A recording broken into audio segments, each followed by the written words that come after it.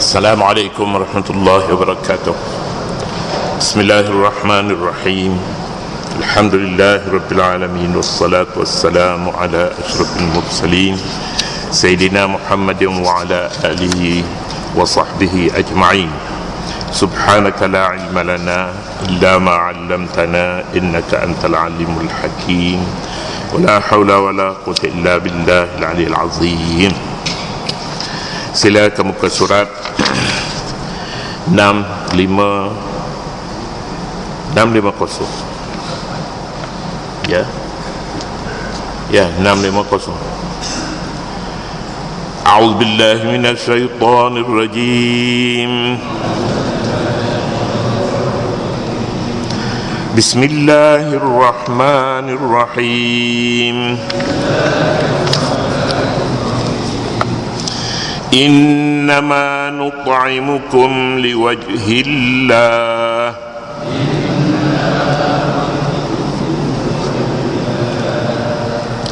la nuridu minkum jazaa'an wala syukura.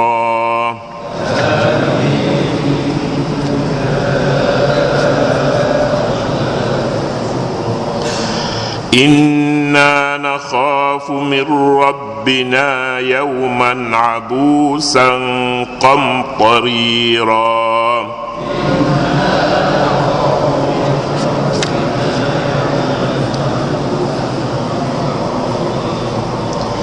Fawaqahumullahu syarra dhalikal yawm.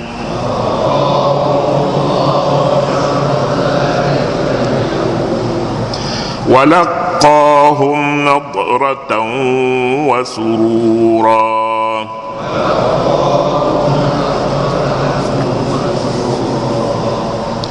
Wajazahum bima sabaru jannatan wa harira.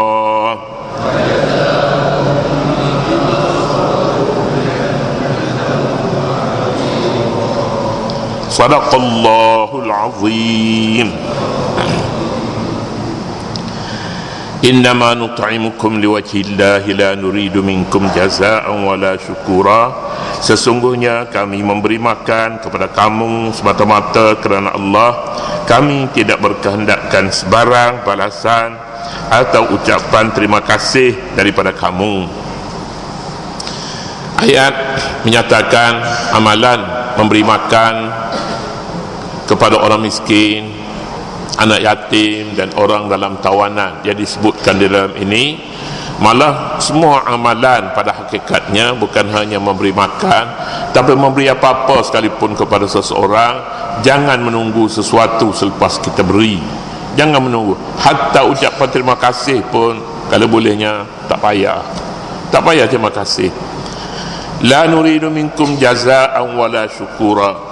Ayat ini datangnya selepas daripada menyatakan amalan orang abrar. Innal abrar yashrubuna min ka'sin dulu. Orang-orang abrar ini pada hari akhirat mereka akan diberi minum air dari piala yang bercampur dengan perisa kafur, kana mizajuha kafura. Ainan yashrabu biha ibadullah. Kemudiannya yufuna bin nazri wa yut'imuna at-ta'am. Mereka beri makanan itu kepada orang yang dia suka nak makan apa. Awak nak suka nak makan apa, kita beri hak dia suka, bukan hak kita suka. Kalau hak kita suka ni hak tak habis dah. Kita beri kepada orang. Kemudian kita nak terima kasih pula, kita nak macam-macam lagi, kita nak, padahal kita beri barang yang kita tak habis. Beri kepada mereka ala hubbihi, atas perkara yang dikasihi olehnya tu oleh anak yatim, oleh orang miskin dan orang-orang dalam tawanan perang, dalam tawanan. Tawanan bukan tawanan perang saja. Kadang-kadangnya ada seorang ni dia tertawan dalam masyarakatnya. Dalam masyarakatnya orang menganggap dia ni tiada harga, maka dia tertawan. Dia bercakap pun orang ketawa, dia bergerak pun orang ketawa, dia berjalan pun orang ketawa kat dia. Jadi ni pun tawanan juga. Kadang-kadang dia tawanan dalam rumah. Tawanan dalam rumah, orang dalam rumah kita, orang pembantu rumah misalnya, itu orang yang ditawan juga. Tawan rezeki dia, tawan idea dia, tawan cadangan dia. Tak boleh buat cadangan apa-apa, dia bekerja saja. Ini pun orang yang perlu dibebaskan. Itu. Yang keduanya, orang dalam tawanan ini bukan tawanan perang, duduk dalam penjara. Tawanan misalnya negeri dia, duduk dalam negeri dia terhimpit. Ada negeri tapi dia nafikan haknya, tidak diberi kuasa, ataupun dia orang yang dijajah. Boleh juga masuk dalam orang dalam tawanan ini. Kalau kita fikirkan orang yang ditawan dalam peperangan, salah asira orang yang tertawan. Fikiran dia tidak terbuka, kebebasan dia sudah tidak ada lagi, negeri dia dijajah, dia tidak boleh merdeka. Dia sekarang ni masalahnya menuntut kemerdekaan. Orang Palestin misalnya, orang yang tertawan walaupun ada dalam negeri, mereka tidak bebas berbuat apa-apa. Sebelum ini dalam buku ni dia sebutnya ada 3 perkara dulu. 3 perkara ni barangkalinya tak cukup bilangan. Seorang yang kata, dia katanya tak cukup 5, disebutnya 5, tapi yang disebutnya 3 perkara saja. Jadi kalau begitu, kalau dah tak ada yang keempat, yang kelima, cukup sekat 3 je lah. Cukup sekat 3 lah, ada 3 perkara, jadi selesai masalah, senang saja. Yang keempat jangan tanya, yang kelima jangan tanya, tak ada. Innama nut'imukum liwajhillahi la nuridu minkum jazaa'an wala syukura. Kami tidak nak minta apa-apa daripada pemberian yang makanan yang kami beri ini. Tak nak minta apa-apa, tak nak minta kamu balas, tak minta kamu syukur. Dan dia kalau kita beri makan kepada orang kita naknya, kita nak apa daripada mereka? Kita beri makan dulu, kemudian ada benda yang kita nak, tolong doa lah, tolong doa selamatkan misalnya, doa. Jadi itu pun doa orang yang kita dah beri makan kepada dia, doa macam lain dah manis dah. Kalau kita nak suruh doa tak ada beri makan apa-apa, dia doa pun begitu, Rabbana atina je lah. Tapi kalau lah kita bagi makanan lagi, kita ada hadiah lagi kita bagi, banyaklah Rabbananya, banyak. Atau belum pada kita suruh dia semaya hajat dulu, kita bersalam dulu dengan dia, ada duit raya dulu, salam tu. Wah, ini banyak Rabbana ni. Tak jadi ni, tak ikhlas ni, tak ikhlas. Jadi kita naknya macam mana? Kita naknya orang yang kita suruh tu ikhlas, kita suruh tak beri apa-apa pun, dia doa kepada kita. Malah doa ni kita doa sendirilah, senangnya, tak payahlah kita duduk suruh orang lain doa. Sebab orang lain doa ni dia tidak seikhlas kita. Mengapa kita nak pergi kepada orang yang dia pegawai dianya itu, taraf dianya, kita katanya dia pegawai security je, kita besar-besar dia, tapi dia pegawai security, dia jaga pintu. Tiba-tibanya kita minta tu, berjumpa tu orang nombor 1 menteri, kita nak apa, cakap kepada dia, rupanya masuk bilik tu barulah jadi kita masuk ke di sini, kita ketuk pintu Tuhan lah. Kalau kita ada hajat, jangan ketuk pintu orang lain tak boleh buat apa-apa pun. Dan ini perkara yang salah pada kita, tapi salah pun dianggap benar. Ini satu perkara yang bahaya. Benda tu salah tapi dia anggap betul. Ya dah tutup. Buat pergi apa ke masjid? Roti cana tu tak berapa lagi. Kalau bolehnya nasi Arab ke, biryani ke, barulah Rabbana tu kita sedap dengar. Macam tu. Tapi kalau tidak, tak sedap. Jadi macam mana tu? Macam mana? Yang ni tak boleh cakap kepada orang lain, kita cakap kepada kita saja, diri kita sendiri yang menentukan benar ataupun tak benarnya. Benar ke? Kita minta tolong orang semaya hajat, mari minta tolong tu pun kita wakilkan kepada satu orang, tolong suruh orang masjid tu semaya hajat. Hajat adalah kawan dia sakit ternak di hospital, minta tolong masjid tu semua hajat. Orang masjid tak ada buat apa, dia tu tarah dianya jaga pun tidak terus orang nombor 1 Nombor satu.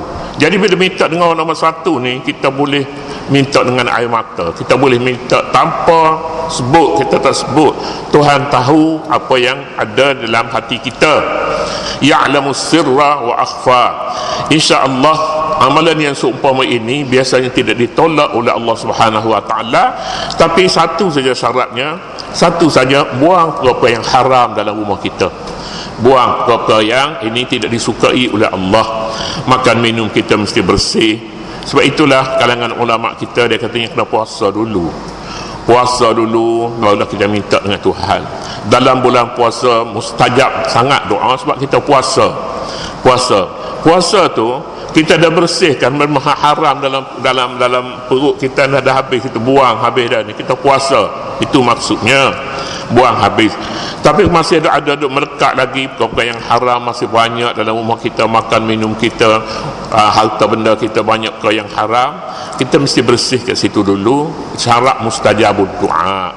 Sa'd bin Abi Waqqas, dia minta sesuatu supaya Nabi berdoa. Nabi kata, kamu doa lah, doa.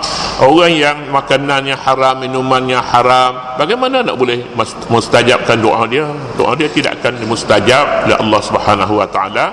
Nabi kata, anna yustajabulah, bagaimana pun, mana boleh, anna ni mana boleh doanya boleh dimustajabkan.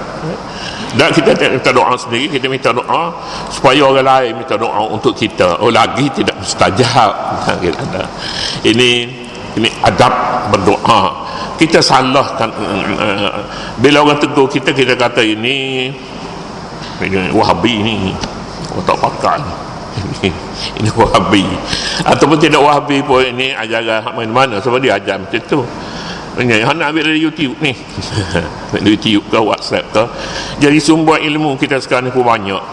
Ada, saya dengar ada banyak pihak, banyak orang dari sekarang saya, kalau orang tu masuk dalam masjid, bila ada qamat semayang, nak semayang, dia kata tak boleh. Dia kalau dia masuk semayang pun berhenti semayang, mari jadi makmum, mari semayang di sini. Dalam rujukannya WhatsApp, rujukannya YouTube pun ada. Dia katanya orang tu pakai serban besar. Oh, lagilah tak jadi serban besar. Tak pakai serban, kau pakai serban, kau bercakap bila salah lah. Boleh jadi hadis tu ada, dah jadi. Saya rasa pun ada hadis tu macam tu. Hadisnya, bila azan, bila qamat itu didirikan, maka tiada lagi salat selepasnya, tiada lagi salat. Jadi kalau orang dia tengah salat, kena sudahkan salat dia. Biarlah dia dapat jadi masbuk kah, misalnya dia dah satu rakaat dia terlepas, biar terlepas satu rakaat, tapi sembahyang kita yang kita duduk sembahyang tu betul macam mana. Misalnya seorang tu di mula-mula dia masuk, dia solat tahiyatul masjid, bila masuk rakaat yang kedua, Pak Bilal ni qamat, patut Pak Bilal tak qamat lagi. Pak Bilal tak nampak, dia sembahyang di alik tiang, dia semaya di alik tiang tu, imam pun bila pun tak nampak. Bila qamat nak sembahyang, mari Pak Imam pun hak laju sekali baca, tak sempat satu rakaat kita, hak cepat sekali, kena belakang lah tu kena. Jadi macam mana hukum yang diberi oleh orang tunya, dia kata walaupun tahdul masjid, kena berhenti sembahyang, berhenti dah, mari sembahyang di sini. Tak ada sembahyang katanya waktu selepas qamat, tidak ada. Maknanya hadis yang betulnya begini. Hadis yang betulnya, bila orang dah qamat, jangan kita bangun nak sembahyang sunat lagi. Itu maknanya. Jangan bangun nak sembahyang sunat baru nak mula sembahyang sunatnya. Nak sembahyang sunat hajat lagi, sunat mengamal lagi, banyak lagi nak sembahyang. Sembahyang dulu. Oh, tak boleh macam tu. Kalau duduk tengah sembahyang, Nabi kata wala tubtilu a'malakum, jangan kamu batalkan amalan kamu. Kalau kita dah tengah-tengah semayang, jangan kita batalkan. Mengapa kita nak batal? Tak boleh bagi seorang itu semayang sunat, walaupun semayang itu semayang sunat, sampai rakaat yang kedua tak jadi, malah berhenti dia minum kopi. Boleh macam tu. Ini satu penghinaan kepada Allah Ta'ala. Kita dulunya lillahi ta'ala, usalli sunnata apa-apa pun lillahi ta'ala, ikhlas kerana Ta'ala. Tiba-tiba tengah-tengah selepas iktidal nak masuk rakaat yang kedua, rasa malah saya kata berhentilah, berhenti semayang misalnya, ataupun pergi cepat-cepat sikit balik belakang tu, nanti habis tak sempat kena supaya sunat pun. Ini tak boleh timbul lah, tak boleh berlaku sama sekali. Ayat ni menyatakan kepada kita yang kita baca ni, innama nut'imukum liwajhillahi, kami beri makan kamu semata-mata kerana Allah, tak ada nak mengharapkan apa-apa pun, tak ada mengharap. Sebab itulah satu pandangan, saya kira pandangan ini mustahab juga kita baca habis, jangan kita baca separuh-separuh. Zakat mana lebih baik kita beri kepada satu badan yang tidak kita kenali orangnya, badan PPZ lah, PPZ mana lebih baik kita beri kepada badan yang dia khas untuk mengutip zakat, ataupun kita beri kepada orang perseorangan yang kita kenal dia memang miskin, dan dia memangnya kalau kita beri apa-apa, lepas tu kita minta tolong dia, dia akan tolong segera, sebabnya kita dah beri zakat kita kepadanya. Mana lebih baik? Soalnya mana lebih baik? Sah tak sah tu tidak timbul masalah. Lebih baik kita beri kepada pihak yang kita tak kenal orangnya, kerana masalah tadilah, masalahnya tidak memberi kepada kita perasaan mengharapkan sesuatu daripada dia. Bila kita beri, dia agihlah kepada sesiapa pun. Lebih baik daripada kita beri kepada pihak yang kita kenal. Tak boleh beri kepada orang kenal, dia tertawan dia punya akhlaknya, dia tertawan dia punya khidmatnya kepada kita, tak boleh lah. Jadi tidak ikhlas kita. Innama nut'imukum liwajhillahi. Atau memberi kepada orang miskin juga, miskin pun kita pun tak kenal orang miskin, dia datang daripada mana. Hari Jumaat adalah dianya, kita pun tak nak soalkan dia tu datang daripada mana, tak ada. Lebih baik daripada kita beri kepada orang kenal. Orang kenal tak boleh, tak kenal ni dia termakan budi, termakan budi tu tak boleh. Innama nut'imukum liwajhillahi la nuridu minkum, kami tidak mahu daripada kamu jazaan wala syukura, balasan dan pun ucapan terima kasih pun. Kita diajak ucapan terima kasih, tapi terima kasih dengan orang biasa ni lain dengan terima kasih orang yang kita beri sesuatu kepadanya, beri makan kepadanya. Terima kasih dia maknanya terhutang budi. Hutang budi akan dibayar. Hutang budi tak boleh lah, tak ikhlas. Katanya keikhlasan mereka bukan hanya pada memberi makanan, tetapi pada semua amalan mereka yang mereka lakukan. Mereka tidak mengharapkan orang menilai apa yang mereka kerjakan. Sekalipun ucapan terima kasih pun tak payah. Terima kasih. Orang Arab kata la syukra ala wajib, tak ada ucapan terima kasih atas perkara yang saya wajib beri. Saya beri zakat, terima kasih zakat. Terima kasih apa? Ini satu kewajipan saya untuk memberi. Hak orang miskin berada dalam poket saya akan beri kepadanya, hak mereka. Jadi ini adab Islam. Adab ini sangat tinggi sebenarnya dalam Islam. Dia jaga lebih awal lagi, supaya jangan ada seseorang boleh menganggap lebih rendah daripada dirinya disebabkan kekayaannya. Tak ada. Anggaplah wang orang miskin fi jaibi al-aghniya, dalam poket orang, hak orang miskin dalam poket orang kaya. Ini kerana nilai setiap amalan Islam bergantung pada suci hati. Manakala amalannya didorong oleh kebendaan, riak dan mencari nama, tiada sebarang nilai padanya. Tak ada. Sehubungan ini baginda Rasulullah sallallahu alaihi wasallam bersabda, innamal a'malu binniyati wa innama likulli imri'in ma nawa, sesungguhnya setiap amalan itu dengan niat, dan sesungguhnya bagi setiap orang balasan mengikut niatnya. Dia niat macam mana, balasan ikut niat dia lah. Dia niat bagi sedekah tapi dia niatnya barang tak baik. Dia nak tawan hatinya seorang itu. Tawan. Ini tak baik. Niatnya tak baik, dia tak ada apa-apa dapat daripadanya. Tak ada. Ataupun dia menerima tapi dengan niatnya tak baik, tidak ikhlas dia menerimanya juga. Jadi kalau begitu macam mana? Ada doa yang Nabi ajar. doa Nabi ajar supaya kita baca jika orang memberi sesuatu. Lupa dah doa tu. Pasal lama dah tak berdoa. Orang beri kepada kita yang benda-benda apa dia kita nak baca. Jazakumullahu khairan katsira. Tuhan balas pada kamu, bukan saya yang nak balas ni. Jazakumullahu khairan katsira. Mudah-mudahan Allah membalas pada anda kebajikan yang lebih tinggi. Itu dia. Saya tak boleh bayar, saya tak boleh balas, takkan balas. Saya harapkan kepada Allah balas anda. Jadi itu kita kena baca dan kita kena amalkan. Kalau kita orang menerima, kalau kita orang memberi pun, kita mengharapkan jazahumullahu khairan katsira. Mudah-mudahan Allah balas amal pahala yang banyak pada anda. Kemudian orang katanya tak ada yang kelima, tak ada yang keempat. Ayat kita baca tadi 76:9 keempat. Ayat ni pula ni kelima. Lalu saya kata tak ada. Saya kata ada berkali dalam ayat-ayat berikutnya. Saya dah tengok dah, dia katanya Ustaz tengok pula lah. Kelima, takutkan Allah.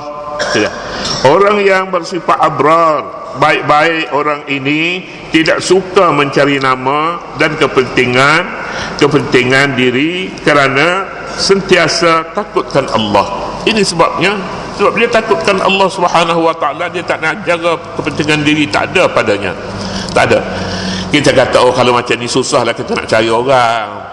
Susah tak susah, Islam mendidik begitu. Jika ada sifat-sifat seumpama ini, maka kita boleh selamat berada dalam sebuah masyarakat.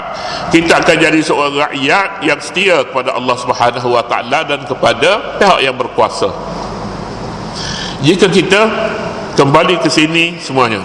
Sebab itulah kita seruan kembali kepada Al-Quran, membawa erti kepada ajaran Al-Quran. Ajaran ini tulen, dia akan mendidik manusia ikhlas hati, ikhlas menerima dan ikhlas memberi. Selesai masalah. Tetapi bila kita simpan sesuatu niat yang tidak baik di sebaliknya, maka kita rusak. Kita yang memberi pun rusak, yang menerima pun rusak. Yang menerima dia tanya, tak ada kerja kah? Dia kata tak bulan tak raya ni tak kerja kah? Nak sapu cat rumah kau, bapa kau misalnya. Dia dah tahu dah, kalau buat kerja kita bagi banyak misalnya, ataupun apa-apa sajalah. Ini merosakkan bibit kerosakan dalam masyarakat. Inna nakhafu min rabbina yawman abusan qamtarira. Kami sebenarnya takutkan Tuhan kami, iaitu azab dari kiamat, azab hari kiamat, yang padanya muka orang yang bersalah masam berkerut-kerut. Qamtarira ni masam berkerut-kerut mukanya. Kalau kita nak cari bahasa Arab payah ni nak, masam berkerut-kerut. Masam berkerut-kerut tu abus, qamtarira. Sifat masam, kemudiannya sifat qamtarira dalam bahasa Arab. Bahasa Melayu kita pun ni lah saya rasanya. Hari kiamat adalah hari yang sangat sulit disebabkan bala bertimpa-timpa ke atasnya. Bersedekah dan membantu orang yang susah adalah sebahagian amalan yang besar, padahalnya yang besar pahalanya dan berfaedah untuk menghadapi hari yang begitu susah dan huru-hara.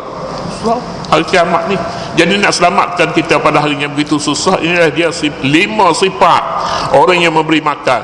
Liwajhillahi la nuridu minkum jazaa'an wala syukura, inna nakhafu min rabbina yawman abusan qamtarira. Allah. Jadi kalau Nabi baca pada tiap pagi Jumaat, kita masih lagi di dalam surah Al-Insan yang dibaca pada pagi Jumaat, kita hayati betul-betul yang ni. Ini manusia yang terdidik dengan vitamin pagi Jumaat, vitamin salat subuh pada pagi Jumaat. Kita akan lihat perbezaannya sejauh langit dengan bumi. Sebab siapa orang yang memberi sesuatu kepada kita, mesti kita ingat. Tak ingat tak boleh, kena ingat.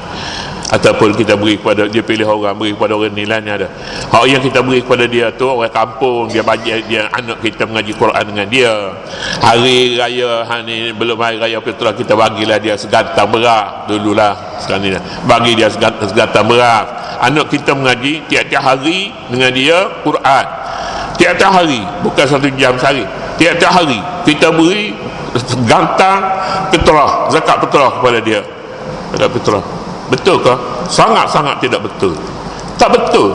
Pasal apa? Pasal beri zakat betul ke duk pilih guru Quran dia satu, lepas tu bidan dia dulu bagi kepada bidan dia, bagi kepada guru Quran anak kita bagi orang yang sumbangannya kepada kita besar, dan kita anggapnya hak kita lebih besar lagi. Fitrah segantang dululah, segantang kita bagi kepada dia. Anak kita setahun duk mengaji dengan dia.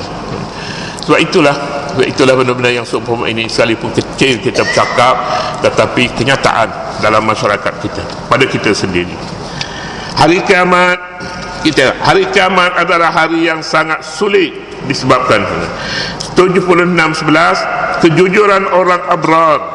Kita masih lagi dalam konteks abrar dan simpati mereka terhadap orang miskin, serta ketakutan mereka kepada hari kiamat mendapat perkenan daripada Allah dengan gambaran yang cemerlang. Fawaqahumullahu syarra dzalikal yaumi wa laqahum nadratan wa surura. Ini balasan Allah.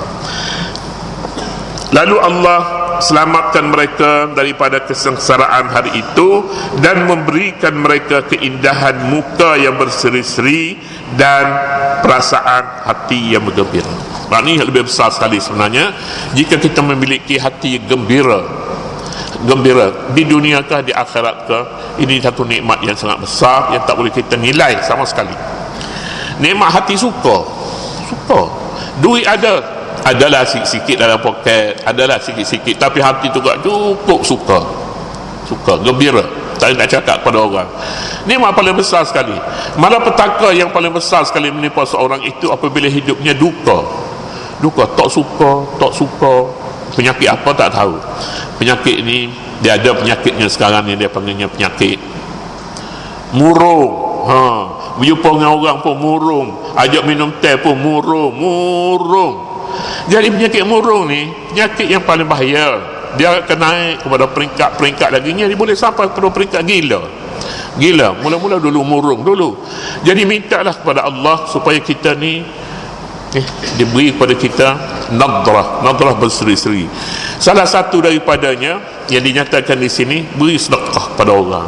Barang yang ada pada kita yang ada berguna, kalau kita ni orang yang tak senang hati, duka, ada sikit-sikit, bagilah kepada orang. Bagi sedekah, tapi sedekah tadinya cukup syaratnya, tanpa mengharapkan sebarang pulangan daripadanya. Pergilah, belanjalah, awak nak makan apa bagi. Berapa banyak yang kita rasanya kita boleh bantu, tolong dia. InsyaAllah pulangannya kepada kita jika ikhlas, pulangannya ialah kita rasa senang hidup pada hari ini. Asbahna wa asbahal mulku lillahi walhamdulillahi la syarikalah.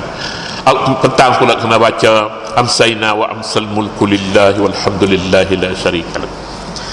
Wa jazahum bima sabaru jannatan wa harira.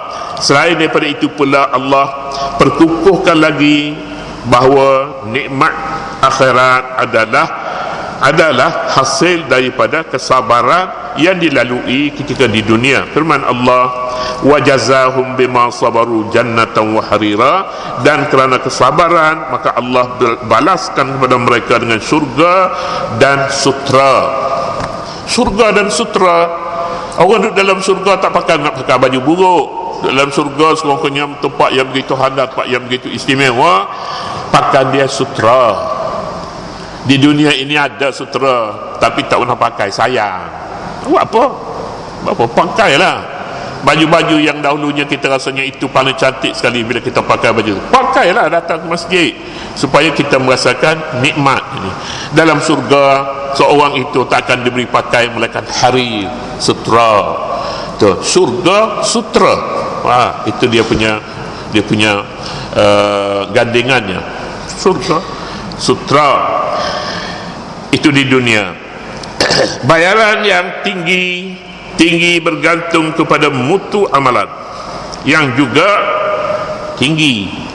Ini bayaran daripada Allah tinggi itu kepada orang yang mutu amalannya tinggi. Mutu amalannya tidak ada mutu, tidak ada harga, tak ada harga. Jadi amalan yang tinggi ikhlas liwajhillah. Innama nut'imukum liwajhillahi. Kami beri makan kepada kamu ni mengharapkan keredaan Allah. Ucapan terima kasih kamu pun tak payah. tak payah ucap terima kasih. Dah ucap lah, tapi aku tidak mengharapkan yang tu.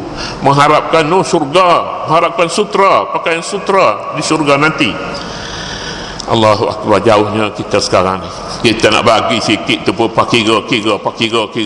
Hak keluar dah, hak merah tu masuk semula dalam poket. Dia cari hak lain baik keluar. Hak biru, bukan biru 50 dah, hak satu tu, hak kecil tu. Ataupun dia keluar je hak sekarang, hak hijau hak tu, hak ni padan lah dia katanya. Cukup hak ni.